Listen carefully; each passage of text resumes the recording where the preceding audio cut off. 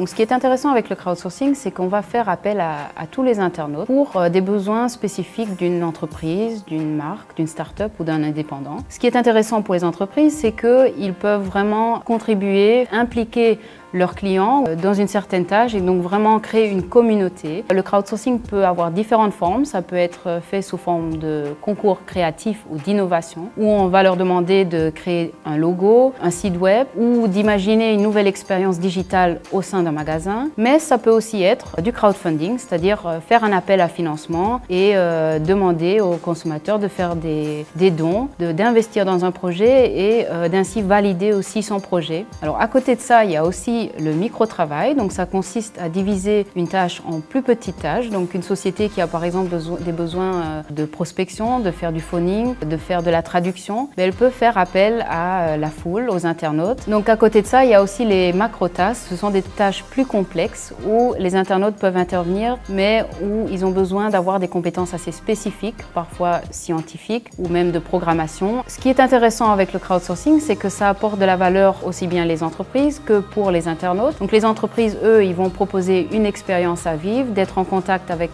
la marque, mais aussi de mettre en place une communauté où on peut interchanger entre internautes. Et de l'autre côté, pour les internautes, eux, ils vont pouvoir vivre une expérience, ils vont pouvoir contribuer à une marque qu'ils aiment bien, un projet qu'ils ont envie de soutenir. Donc il est important de savoir que c'est un projet dans un projet, donc ça demande de l'investissement, mais ça a vraiment de la valeur aussi bien pour les entreprises que pour les consommateurs.